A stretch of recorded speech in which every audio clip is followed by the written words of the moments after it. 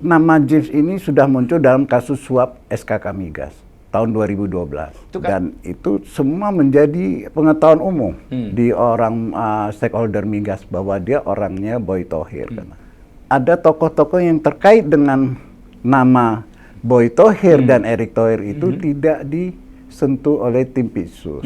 Apakah ada sesuatu hubungan antara Jaksa Agung maupun Jampitsus dengan keluarga Erick Thohir? Saya nggak tahu.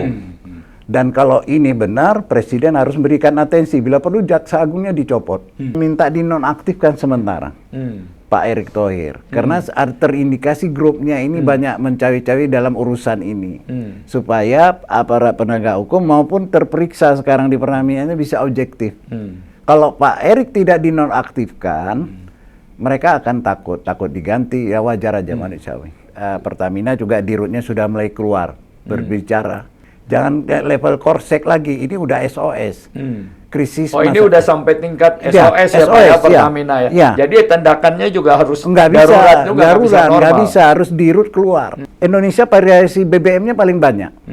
Saya pikir ini ada Pertalite, ada Pertamax, ada Pertamax Turbo, Pertamax Green, 4. Di luar negeri nggak ada, 2 aja. 2 jenis saja.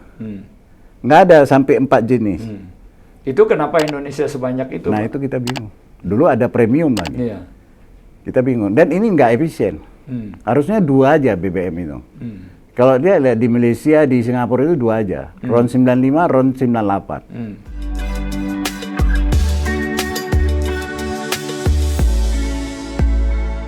Halo, jumpa lagi kita dengan Podcast 9. Sebuah podcast yang mengangkat, membahas, dan mendiskusikan masalah-masalah bangsa dan negara secara objektif, berdasarkan fakta, dan netral. Podcast 9 didirikan oleh 9 alumni Fakultas Hukum. Pada kali ini kita akan mengangkat tema membongkar kasus Pertamina. Sebuah judul yang cukup menyeramkan, tapi ini harus kita lakukan. Dan untuk itu kami sudah mendatangkan narasumber, yaitu Bapak Yusri Usman. Beliau adalah Direktur Eksekutif Central Energy and Industry Indonesia Resources. Selamat datang, Pak Yusri. Terima kasih, Mas Winda, atas undangannya. Terima kasih. Semoga mudah-mudahan kehadiran Bapak ini bisa mengungkap pertanyaan-pertanyaan masyarakat yang masih begitu banyak tapi masih terasa gelap gitu, Pak. Ya, karena kita tahu masalah BBM yang dikelola oleh Pertamina ini kan menyangkut hajat hidup orang banyak, dan dia juga sebagai motor penggerak pertumbuhan ekonomi, sehingga wajar kalau masyarakat saat ini sangat sensitif dengan isu-isu yang merebak terkait dengan temuan dari tim Pitsus Kejagung yang sangat fantastis. Tentu wajar timbul ketidakpercayaan dari masyarakat terhadap produk-produk BBM Pertamina. Itu akan merugikan negara kita. Kita harus jaga perusahaan Pertamina itu karena BUMN strategis untuk kepentingan rakyat Indonesia. Tapi kita tidak mau perusahaan tersebut dibajak oleh bandit-bandit yang ingin merampok. Itu yang harus kita garis bawahi. Pak, kalau kita lihat ini kan dari zaman dulu Pertamina sampai sekarang tidak pernah sepi dari urusan korupsi dan sebagainya gitu, Pak. Sebenarnya akar masalahnya apa, Pak? Atau saya lebih persempit, apa yang terjadi dalam kasus terakhir ini? Seperti kita tahu bahwa problem mendasar biang keroknya kita ini, kalau dulu kita negara eksportir migas, minyak, dan gas, di tahun 2004 terjadi pembalikan antara produksi dalam negeri dengan kebutuhan konsumsi dalam negeri, terjadi pembalikan. Sehingga kita sejak 2004 menjadi negara importir minyak. Net importer. Net importir. Dulu kita di OPEC, kita keluar dari OPEC. Dan hari ini kita defisit BBM itu 1 juta barel per hari. Per hari. Per hari. 1 juta. Jadi kalau 1 bulan itu 30 juta Ya, barrel. barrel per kebutuhan yang harus disediakan untuk menghindari kelangkaan. Kalau tidak terjadi, kalau tidak dipenuhi terjadi kelangkaan. Bisa terjadi krisis sosial, krisis politik. 1 tahun 360 juta, juta barrel, ya. Pak. Itu import semua, ya. Pak ya. Jadi kalau dia ada tentu memantik semangat para pemburu rente di sini. Terjadilah sehingga dibuatlah ekosistem supaya proses bisa dicopet ini, dibuatlah sistem yang itu memungkinkan kelanggengan proses pengambilan yang baru terungkap dalam periode 2018 sampai 2023. 5 tahun terakhir. Bisa terjadi sebelumnya. Tunggu, Pak, yang 2 sampai 5 tahun terakhir itu apa yang terjadi sebenarnya? Ya, kan itu yang menurut temuan dari tim Pitsus Kejagung, ada dugaan katanya permainan impor BBM dan minyak mentah, serta ada produksi minyak mentah dalam negeri yang tidak dipasok ke kilang, tetapi diekspor. Kan itu yang menjadi pertanyaan. Tunggu, Pak, kan kita sedang kurang ya minyak ya. Ya. Kita produksi minyak, Ya, Pak ya. ya. Untuk memenuhi Ya. itu kita impor minyak. Ya. Tetapi Ya. produksi dalam negeri ini justru diekspor. Ya. Gitu ya, Pak. Nah, itu kan menjadi tanda tanya. Ini Ya. ada apa? Karena ada alasan-alasan teknis dan komersil. Kalau harga minyak mentah dalam Indonesia itu patokannya Indonesian Crude Price, ICP, yang diterbitkan oleh Kementerian SDM, oleh Menteri SDM setiap bulan sekali. Itu menjadi. Nah, kalau kita tanya kenapa ini sebagian diekspor, menurut Pertamina dalam program produksi BBM, crude-nya tidak sesuai. 1. Karena kan tidak ada sekarang single crude, semua harus blending. Crude dari satu negara lain, ataupun dalam negeri dicampur, harus sesuai dengan program kilang akan memproduksikan apakah Pertalite, atau dia memproduksi berapa banyak Pertamax turbo, dan solar. Itu. Jadi produksi Indonesia dianggap tidak bisa di blending gitu, Pak? Atau gimana? Nah, kita nggak tahu itu secara teknis kan di perencanaan kilang biasanya. Dia ada linear program dalam membuat perencanaan. Dalam tahun ini salah satu kilang ini memproduksi berapa banyak Pertalite, berapa banyak Pertamax, berapa banyak Pertamax turbo, dan berapa banyak Pertamax Dex dan Dexlite solar. Karena solar juga kalau yang subsidi itu kan di blending dengan PAMI. PAMI solar menjadikan B2, B20, B30. Kalau PAMI sumbernya dari industri PAMI, yang dari sawit untuk itu. Ya, Pak, ini jadi tragis juga ya. Ya. Kita kurang, kita produksi kita itulah ekspor. Itu dianggap menjadi satu concern dari tiap Pitsus. Kenapa kita kurang kok yang dalam negeri juga diekspor? Kementerian SDM sebetulnya pemerintah sudah membuat kebijakan awalnya itu pada tahun 2018 dengan Permen 42 2018 bahwa diberikan ketentuan bahwa semua kontraktor kontrak kerjasama KKS itu baik itu Petrocina, Mobil Oil, semua Exxon itu harus memprioritaskan produksinya untuk dipasok ke kilang Pertamina, termasuk KKS yang Pertamina sendiri. Kita pun di luar negeri ada membeli participation interest di blok luar negeri. Itu ada di 13 negara. Lebih kurang menurut konfirmasi terakhir produksinya per hari 115.000 barrel per hari. Yang anehnya lagi, Pertamina, padahal kita keluarkan duit beli saham, ada saham mayoritas. Tapi Pertamina mau beli itu harus tender, kan lucu ini. Milik sendiri harus tender. Beli sendiri, ya, tapi pakai tender. Itulah yang sebetulnya Ahok pernah nyatakan untuk apa beli-beli blok migas di luar negeri. Itu dugaan korupsinya juga cukup, perampokan uangnya juga sangat jadi mungkin. Pak Yusri, kalau begitu banyak sekali sektor-sektor atau lubang-lubang yang bisa dikorupsi di Pertamina ini kalau melihat kegiatan. Bisa Benar. Bapak ceritakan? Benar. Kalau kita lihat dari hulunya sampai ke hilir, semua banyak celah. Ya. Itulah makanya dianggap Pertamina menjadi tempat sasaran. Sehingga dari dulu sampai sekarang tidak pernah sepi dari kasus yang muncul. Hanya saja mungkin selama ini dipendam. Ya, mendam mungkin. Maksudnya dipendam apa, Pak? Ya, bisa dengan kerjasama dengan oknum APH. Ada temuan tapi tidak diungkap kan bisa. Itu banyak terjadi kan itu. Itu ada banyak Ada, Pak terjadi. ada, Dan masih berlangsung sampai sekarang nggak, Pak? Iya, ada. Dan banyak juga ada laporan BPK, baik itu ke KPK, ke Kejagung tidak di follow up lama, udah bertahun-tahun. Kan Ahok sempat ngomong di TV itu udah laporan udah banyak, tapi nggak ditindaklanjuti, kita nggak tahu. Oke Pak, sekarang mungkin saya mau ke kasus yang terjadi. Ya. Sebenarnya apa nih yang terjadi, Pak? Di mana kira-kira ada korupsinya gitu loh? Nah, sebetulnya ekosistemnya yang dibentuk. Jadi kalau sudah ekosistemnya dibentuk, termasuk orang-orang penempatan orang-orang yang sudah bisa membuat kartel ini berjalan. Siapa Pak orang-orang yang menempatkan itu? Nah, kan sudah beredar di medsos di mana-mana nama James. Iya. James, tokoh namanya James. Ya.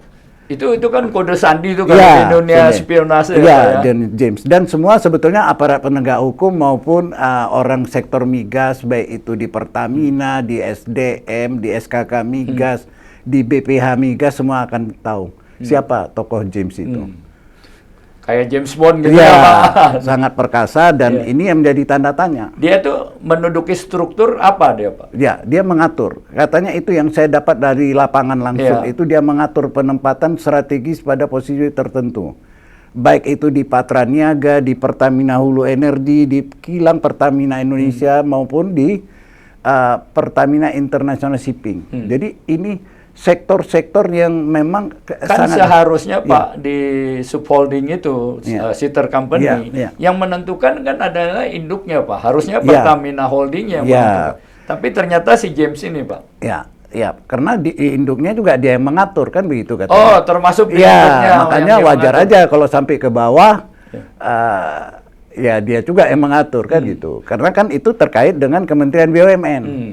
Jadi kalau ini berjalan semua mulus, patut diduga bahwa James ini adalah tangan dari kementerian. Itu dugaan yang itu yang saya mau tanya Pak. Bagaimana James bisa demikian powerful gitu loh Pak? Nah ini kan susah dibuktikan kalau secara hukum itu memang agak butuh. Kecuali ada pengakuan ataupun ada bentuk temuan dalam bentuk komunikasi. Dan saya pikir pihak Pitsus sudah menyita banyak. Pesawat handphone dari situ sudah ada petunjuk. Sehingga saya pikir masukan dari penyidik itu kemarin itu terwujud dari pertemuan Jaksa Agung dengan Menteri Erick Thohir. Mungkin ada klarifikasi, tetapi yang menimbul pertanyaan kita, kenapa tokoh-tokoh yang beredar luas, itu hasil mapping yang dalam bentuk struktur, ada tokoh-tokoh yang terkait dengan nama Boy Thohir dan Erick Thohir itu tidak disentuh oleh tim Pitsus. Apakah ada sesuatu hubungan antara Jaksa Agung maupun Jampitsus dengan keluarga Erick Thohir? Saya nggak tahu. Dan kalau ini benar, Presiden harus memberikan atensi. Bila perlu Jaksa Agungnya dicopot. Tapi Pak sebelum Bapak lanjut itu supaya kita clear ya Pak ya. Hubungan tadi James kan dengan orang kementerian, orang kuat nih. Bapak udah menyebut ada Erick Thohir, Boy Thohir. Ini tetap menghargai asas praduga tidak bersalah. Ini analisis kita. Itu apa Pak hubungannya antara si James Bond ini dengan Boy Thohir dan Erick Thohir Pak? Nah, yang kami potret. Nama James ini sudah muncul dalam kasus suap SKK Migas tahun 2012. Itu kasus apa tuh? Kasus suap Pak RR. Itu bahwa muncul nama James di kasus itu ada memberikan suatu, tapi mungkin Tahun? saya nggak tahu. Oke. 2012, Oke. kasus suap SKK Migas. Iya, oke. Nama itu sudah tenar dan makanya dulu inisial FS Iya. itu berubah menjadi nama James. Sekarang beroperasi dengan sandi nama James. Apakah itu untuk memutus hubungan antara kasus dulu SKK 2012 dengan operasi dia saat ini, gitu. Dan itu semua menjadi pengetahuan umum di orang stakeholder migas bahwa dia orangnya Boy Thohir. Jadi maksud Bapak James ini adalah semacam kaki tangan dari Boy Thohir ya. Analisis ini ya, Pak, ya, analisis kita itu dia dari proksi yang mengatur. Dia adalah proksinya yang mengatur semua. Itu. Ini menjadi tugas penegak hukum sebetulnya. Makanya kami dalam beberapa hari yang sebelumnya sudah menyatakan di rilis media supaya itu dilakukan pencekalan. Karena supaya apa kerja tim penyidikan Pitsus itu tidak sia-sia, bisa terbongkar. Kalau ini tidak dibongkar habis, ini mungkin tidak menyelesaikan masalah. Kita tidak mau ini terulang lagi. Kasihan kita sama bangsa ini. Pak, itu kan kalau Pertamina ya dan BUMN strategis, penempatan orang terutama di holdingnya itu kan biasanya yang intinya itu kebijakan langsung dari presiden, Pak ya. Bagaimana ya mungkin yang lain-lainnya 1-2 orang bisa dari menterinya atau dari siapa. Bagaimana James ini bisa mengatur Pak seperti itu? Nah, kalau James kan mengaturnya melalui mungkin melalui Pak Menteri. Karena dianggap apa yang disarankan oleh James itu sesuai dengan apa maunya Pak Menteri. Pak Menteri usulkan ke Pak Presiden. Pak Presiden pasti kalau sudah oke. Tidak ada halangan itu untuk dilantik. Tetapi yang menjadi pertanyaan, kalau ini terjadi kasus yang terungkap ini, saya pikir Pak Menteri harus tanggung jawab. Dan Pak Presiden juga harus nggak bisa lepas tangan. Karena memang tunjukkan dulu ini. Nah Pak, di holding ya. Iya, sebelum orang abstrak tentang itu bagaimana peranan James ini dalam kasus ini Pak, yang terakhir ini? Nah, itu yang menjadi menurut informasi yang kami peroleh, dia suka semua sudah, kalau kita sudah punya nama dan mengatur itu sudah orang dekat menteri, biasa sudah datang itu. Sudah datang orang yang berminat menjadi itu otomatis datang, nggak perlu itu, nggak perlu marketing menjual diri. Dia akan dicari. Kalau saya dekat dengan menteri pasti saya dicari untuk dapat mendudukan posisi tertentu. Itu sudah hukum ininya, hukum alamnya. Nah, orang-orang inilah yang kemudian mengatur kasus yang sekarang ada di Pertamina, gitu. Nah, itulah mungkin dari temuan tim penyidik yang saya lihat beredar banyak di medsos itu, saya pikir terungkap itu ada benang merahnya semua. Apa aja Pak yang diatur? Ya, tentang bagaimana tender itu untuk dimenangkan dalam grup dia sendiri. Baik ini tender di mana ini Pak? Tender di kilang Pertamina maupun di Patraniaga. Di situ ada pengadaan kan untuk potensi per hari itu kita butuh 1 juta barrel. Di luar LPG. LPG dalam 1 tahun kita butuh 7 juta metrik ton. Jadi potensi sangat besar. Belum lagi ada produk-produk kilang yang tidak bisa dipakai di ini untuk diekspor. Ada. Itu pun itu menjadi cuan juga. Seperti Dekan Oil, low LSWR, low sulfur wax residue. Itu kadang-kadang itu laku di Jepang, itu dicari. Itu untuk pembangkitnya. Emang tender itu bisa diatur Pak gini hari gitu loh Pak? Nah, aturnya sekarang semakin canggih. Tidak seperti dulu ini. Semua dibuka, seolah-olah semua fair. Boleh semua diundang. Tetapi dikuncinya di dalam spek. Spek bahwa produk yang dibutuhkan minyak mentah itu di spek antar lapangan. Menyebutkan nama lapangan dan negara. Padahal kilang itu tidak mengenal nama negara. Dia mengenal spesifikasi teknis atau crude assay. Jadi nggak pernah. Jadi sama kayak mobil kita. Dia nggak mau kenal itu Exxon, Pertamina, Shell. Dia yang penting SAE-nya 30 masuk ke mesin mobil kita. Tetapi kenapa dia harus itu? Kalau nggak boleh itu. Itu melanggar azas azas kepatuhan tender itu menyebutkan satu negara nggak boleh. Keuntungan dari pemenang tender berapa, Pak? Nah, ini yang beredar dari yang temuan yang kita dengar dari biasanya kan itu kalau minyak mentah itu ada dated Brent plus alpha. Nah, alpha ini yang besar.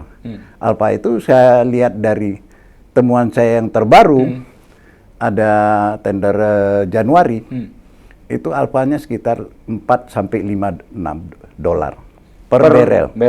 Okay. Gimana? Ya, kan di situ ada komponen transportasi, asuransi dan apa semua. Jadi mungkin di sini di alfa inilah banyak. Gitu. Kalau BBM dia standar harganya MOP Singapura. Dan kan kemarin saya lihat ada permintaan Ahok supaya impor itu ditetapkan ICP, nggak mungkin. Kita aja dalam menentukan harga BBM, harga acuan BBM untuk dipakai di SPBU, Kementerian SDM memakai acuannya MOPS. Oke, berarti Pak kalau $1 $6 per barrel, 1 juta barrel kan keperluannya dalam satu hari, Pak. Berarti $6 juta, Pak ya. Ya, oke lah, kita ambil lah, kita potong lah $2-3 itu untuk jadi transportasi. $3 juta lah. 3 juta per hari. Per hari, Pak. Kalikan aja setahun berapa? Kalikan aja 5 tahun. Gampang, masyarakat bisa menghitung sendiri. Tinggal kejaksaan dan BPK bisa membuktikan nilai markup itu, dugaan markup itu. Jadi 1.000 triliun itu yang digembar-gemborkan oleh Kejaksaan Agung bukan sebuah karangan ya, Pak? Ya, itulah. Saya kan bukan punya keahlian di bidang itu. Saya backgroundnya geologis. Jadi saya nggak tahu kalau tetapi dalam hitungan kasar kalau ada markup itu kita perkalikan aja. Per hari berapa rata-rata kebutuhan BBM kita, impor kita kalikan aja. Kemudian kita kalikan 1 bulan, kita kalikan setahun, kita kalikan 5 tahun. Mungkin BPK Kejagung sudah punya dasar. Hitungan, ya. Kita hargain itu. Ya. Nah Pak, itu kan tadi salah satu modusnya adalah tender. Ya. Modus lain apa Pak di dalam perminyakan ini? Sehingga Pertamina khususnya ya tentu rentetannya SKK. Nah kan macam-macam. Seperti juga proyek digitalisasi SPBU. Ya. Itu kan sebetulnya programnya bagus. Itu nilai investasinya 3,7 triliun. Itu yang disebut-sebut oleh Ahok MK. Bahwa waktu itu, dan kita yang melaporkan ke KPK juga. Sekarang sudah tingkat penyidikan. Kalau program itu untuk membuat semua penjualan BBM subsidi terkontrol, baik itu subsidi tetap maupun penugasan. Pertalite ini jenis penugasan, tetapi itu sebetulnya bentuk lain dari kata subsidi.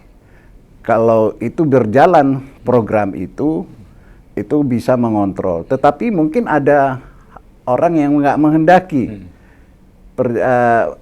proyek digitalisasi itu. Saya anggap itu proyeknya gagal. Gagal dan sekarang sudah tahap penyidikan di KPK. Gagalnya itu nilai kenapa, Pak? Ya. Karena dia tidak memberikan informasi kan tujuannya awalnya itu kan di dashboardnya direksi, baik itu direksi kantor pusat maupun di marketing operation regional, more di tingkat wilayah itu ketahuan mobil itu berhak tidak mengisi BBM subsidi. Kemudian berapa liter dia isi? Dan tangki itu udah mau habis juga langsung termonitor. Langsung kantor itu memerintahkan depo mengirimkan SPBU. Itu nilainya investasi oleh PT Telkom. Dalam artinya setiap liter BBM yang keluar dari SPBU itu Telkom memungut kalau nggak salah saya sekitar Rp15. Gitu. Itu Pak kan kalau kita bicara Pertalite kan, subsidi Pak ya. Berapa persen itu subsidinya? 30%. Jadi gini, kan harga Pertalite dipatok 10.000. Pada saat harga minyak berapa dihitung dengan Capman SDM itu, berapa harga ekonomiannya? Kalau dia harga ekonomian dengan harga minyak dunia pada bulan itu misalnya dengan biaya pokok, biaya keuntungan margin semua 12.000, berarti pemerintah mensubsidi 2.000. Kalau pada bulan berikutnya terjadi harga minyak rendah, dia mungkin 11.000. Bisa juga nanti pada harga minyak yang sangat rendah, yang seperti waktu COVID, dia malah memberikan keuntungan, tidak perlu disubsidi. Nah, angka-angka ini jadi rawan menjadi permainan juga ini di korup. Itu makanya pemerintah, Menteri Keuangan tidak akan membayar biaya subsidi ini kalau tidak ada audit dari BPK. Itu menjadi rawan, itu titik rawan permainan itu. Oke Pak, sekarang kan ini baru 9 ya, ditangkap ditahan oleh kejaksaan. Tadi Bapak menyebut James Bond lah katakan gitu ya, orang yang sangat berpengaruh. Ya, kira-kira Pak, ya, harus kemana arah dari penyidikan itu? Kita tidak mengajari jaksa, tapi apa namanya, secara rasional dan pengalaman Bapak supaya lebih terungkap bagaimana dan ke arah mana penyidikan harus dilakukan, Pak? Kebetulan saya pernah diminta di Kejagung diwawancara 3 jam lebih dihadirin 14 penyidik. Saya bicara 3 jam lebih, diwawancara bebas menanya saya. Dari arah pertanyaan saya sudah menyimpulkan. Ini menyimpulkan dari pertanyaan. Mereka sudah megang alat bukti lebih dari cukup. 2 alat bukti itu lebih. 1. Kalau dilihat dari konstruksi yang mereka sidik, kemudian dengan beredarnya struktur organisasi ini, perkiraan saya tersangka ini bisa sampai 40-50 orang. Melebihi dari kasus timah. Karena ini menyebabkan banyak subholding yang terlibat, ada subholding Patraniaga, Kilang Pertamina, PIS, dan PHI. PHI terkait dengan adanya minyak-minyak produksi bagi minyak mentah dan kondensat bagian negara yang dicurigain harusnya bisa masuk ke kilang tetapi diekspor.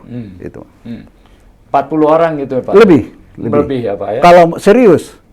Ya, kalau serius. Pertanyaan saya, apakah dari 40 orang ini dalam tanda kutip kroco-kroco atau apa? Ataukah bisa juga menyentuh James misalnya?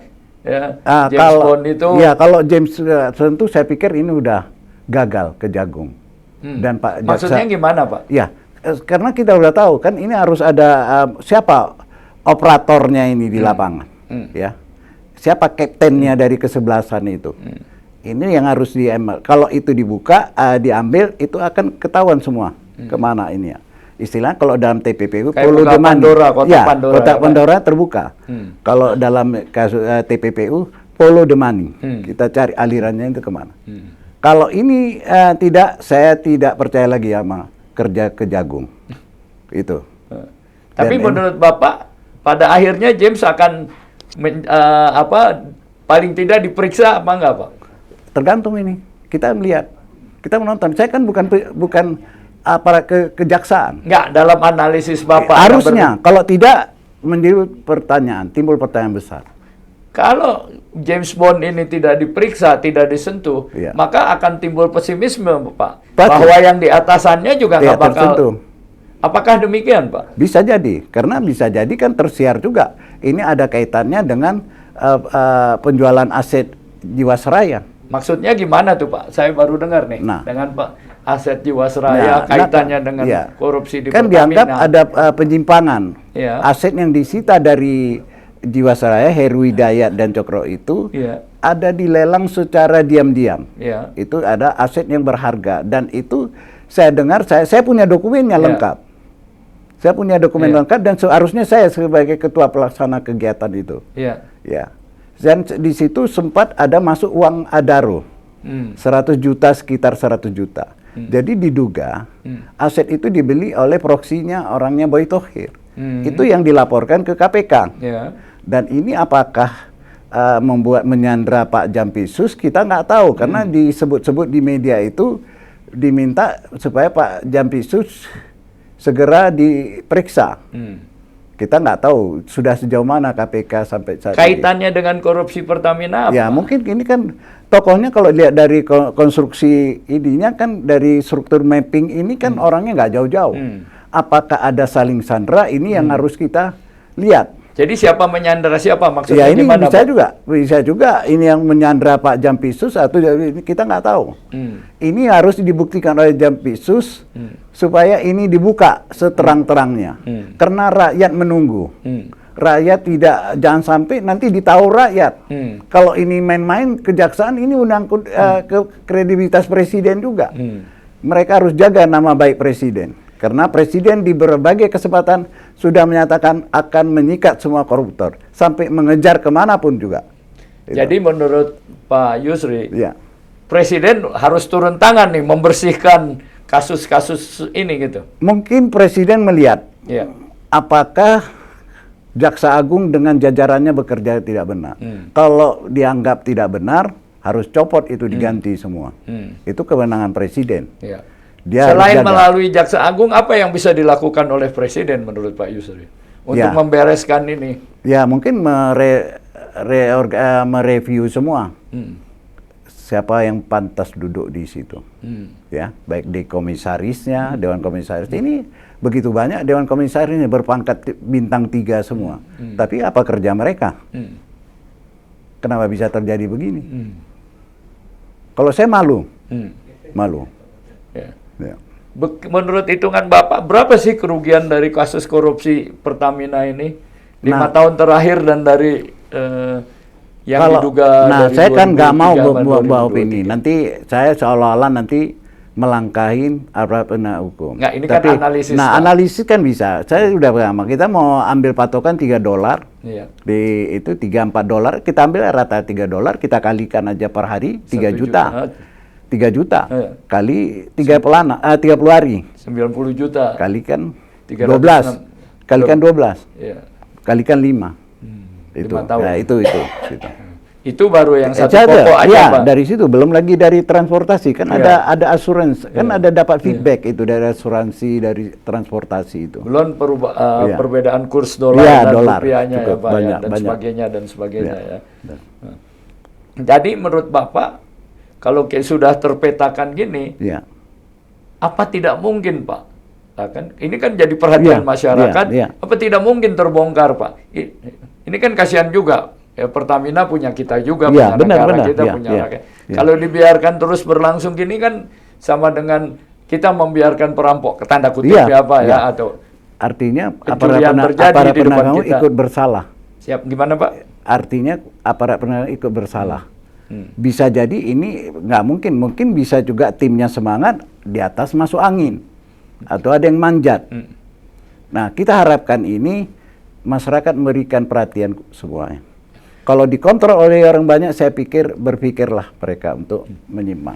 Tapi kan tidak gampang, Pak. Mengusut kasus ini kan complicated, kerumitannya, kompleksitasnya juga tinggi, Pak. Saya tahu dari hasil wawancara dengan saya tahu mereka awalnya sangat banyak kendala, tetapi saya lihat semangat mereka luar biasa. Asal jangan diintervensi. Itu aja, Cana. Jadi Bapak sebenarnya melihat semangat kawan-kawan penegak hukum ini sudah oke gitu, Pak ya. Cuman apakah ada intervensi itu yang Bapak khawatirkan? Ya, saya rasa Presiden konsisten. Kita harapkan begitu. Supaya konsisten, tegas. Sepanjang yang saya dapat dari informasi, Presiden masih konsisten. Terus ya, Pak ya. Jadi Pak Prabowo nih kita harapkan membongkar tuntas dan terus konsisten ya. Dan ini untuk kepentingan Pak Prabowo sendiri. Dia meninggalkan nanti satu saat bahwa memperbaiki tata kelola migas, khususnya di Pertamina. Itu menjadi catatan sejarah. Apa yang mau dicari Pak Presiden? Kalau tidak satu kebanggaan. Dan itu dirasakan oleh rakyat Indonesia. Jadi Pak, kalau membereskan Pertamina, akar Pertamina, berarti juga terkait dengan banyak pejabat nama orang-orang terkenal, Pak ya? Pasti. Karena sudah itu jadi rahasia umum, bahwa dulu kan itu dari dulu terkenal, bahwa mencari duit itu di Pertamina. Dari dulu. Baru belakangan muncul tambang. Tambang batu bara, nikel, semua. Ini kan belakangan. Dulu kan 80% APBN pernah dari Pertamina. Zaman Ibnu Sutowo, kemudian banyak aset-aset Pertamina lepas ya, tanah-tanah di Kuningan di mana semua hampir punya. Nah, yang paling mencolok dari modus korupsi yang terakhir ini, apa nih Pak? Yang Bapak lihat? Ya kan itu kalau itu markup itu. Markup ya, Maaf Pak? itu karena sudah kompetitor nggak ada dibuka, Ya. kelihatan tender, tetapi barangnya sudah di-ijon semua. Jadi kalaupun Mas Wina menang, nggak bisa punya barang, itu apa? Malah Harus bisa beli dari mereka juga. ya beli atau gagal di blacklist, Mas Wina, begitu. Gitu Pak. Ya. Nah, tapi Pak, apakah benar yang tadi Bapak katakan bahwa James ini adalah orang kuat, di backing dengan nama-nama besar juga? Orang itu sudah tahu Pak, umum. Maksudnya di dalam masyarakat perminyakan, pengusaha minyak. Nah, itulah yang beredar di medsos kemarin. Bahwa bocoran kata itu yang beredar kemarin itu bahwa pengakuan dari para tersangka yang sudah itu bahwa itu ada jaminan katanya. Ada jaminan. Ini yang harus dibuktikan. Apa betul itu informasi itu? Dan saya pikir Kejagung harus fokus dulu dari James ini dipegang. Kalau dalam hitungan 10 minggu ini tidak ada bergerak, saya mulai agak meragukan arah dari penyidikan ini. Saya wajar meragukan, ya kan? Tuh, Mas Wina. Jadi Bapak memulai, kalau mau menurut Bapak, dari mana mulainya penyidikan itu? Apakah langsung dari topnya itu ditahan, diperiksa, atau tetap bertahap sampai atas? Saya pikir seperti teknik penyidikan mereka sudah tahu. Bahwa mungkin dari biasanya dari bawah, ya. Istilah kalau dari KPK itu dari bubur yang luar dulu sampai ke dalam, ya, dari yang mana sampai ke pusatnya. Tinggal itu kan strategi, dan mereka sudah punya data, sudah punya semua alat bukti, tinggal kapan. Itu yang ditunggu rakyat Indonesia, ya kan. Dan kita juga sudah lihat Pertamina juga di rootnya sudah mulai keluar berbicara. Kita apresiasi. Jangan level korsek lagi, ini udah SOS. Krisis. Ini udah sampai tingkat SOS ya Pak ya, Pertamina ya. Jadi tindakannya juga harus darurat juga, nggak bisa, harus di root keluar. Keluar menenangkan publik, meyakinkan publik, minta maaf, membuka krisis center dan memperbaiki setiap ada masukan. Itu bisa memulihkan rasa kepercayaan publik. Itu. Kalau kita lihat kan publik sekarang ini udah mulai apatis ya. Shell lebih laku daripada Pertamina misalnya. Sayangnya Shell-nya terbatas SPBU-nya. Ya kan? Kalau bisa mereka lari-lari ke SPBU lain, tapi nggak punya pilihan. Dan disuruh naikin harganya kan Shell supaya balik lagi ke Pertamina. Itu. Sebenarnya Pak, pengendali semua kekacauan ini siapa sih Pak? Atau di mana? Nah, kan sebetulnya ini kan kalau dibuka nanti semua, nanti kan kelihatan ini. Kelihatan nanti. Kan sampai kemana ini? Kalau dari James dibuka semua nanti nambah ini siapa sebetulnya. Ya. Makanya di berulang kali saya merilis berita bahwa minta dinonaktifkan sementara Pak Erick Thohir. Karena terindikasi grupnya ini banyak mencawi-cawi dalam urusan ini. Supaya aparat penegak hukum maupun terperiksa sekarang di Pertamina ini bisa objektif.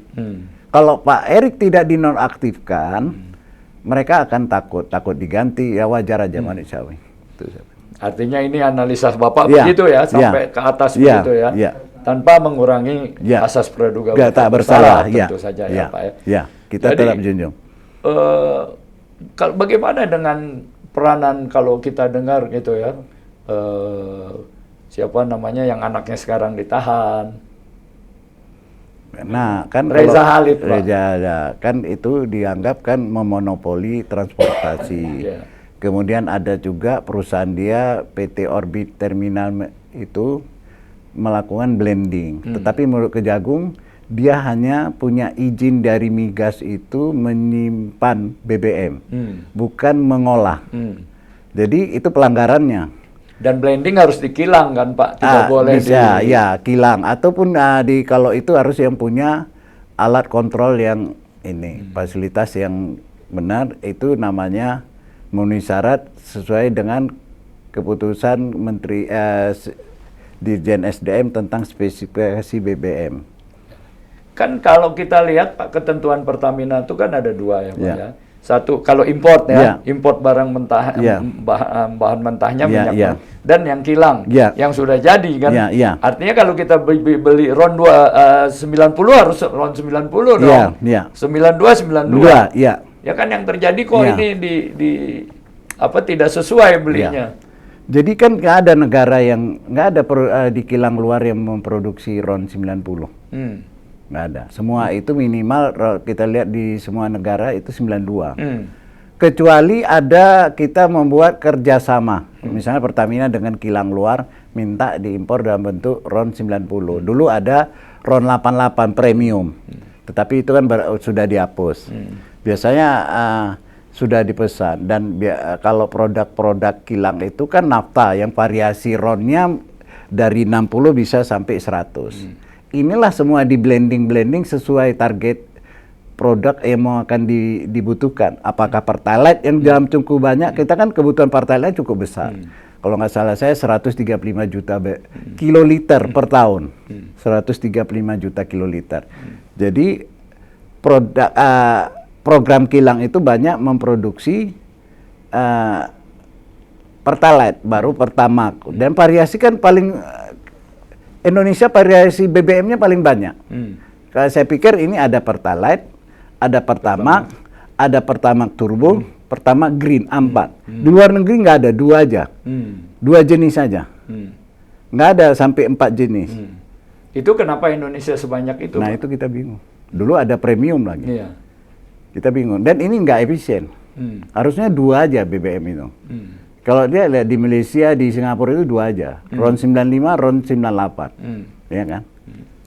Pak, itu kan kalau menurut data produksi minyak kita, kilang-kilang kita yang lama, walaupun kemudian ada yang diperbarui, produksinya kan menurun tiap tahun, Pak. 2%, 2,5%. Sementara konsumsi naik antara 3% sampai 5%. Sehingga terjadi gap yang besar. Kenapa sih kita nggak dari dulu bikin kilang gitu dan sebagainya gitu, Pak? Nah, itu kan menjadi pertanyaan banyak orang. Kita kan kapasitas kilang kita saat ini kan 1.075 barrel per hari. Di luar RDMP akan penambahan 100.000. Itu kita belum tahu kapan melalui on streamnya RDMP Balikpapan. Konsumsi kita sudah mencapai 1,6 juta. Berarti untuk BBM aja kita dari kilang aja kita defisit hampir 600.000. Untuk bahan baku kilangnya aja juga udah defisit minyak mentahnya. Karena produksi minyak mentah dalam negeri itu saat ini 558.000 barrel per hari. Kilang butuh makanannya hampir 1 juta. Makanya impor minyak mentah itu hampir 500.000 per hari. Produk keluar kilang dari itu kurang masih.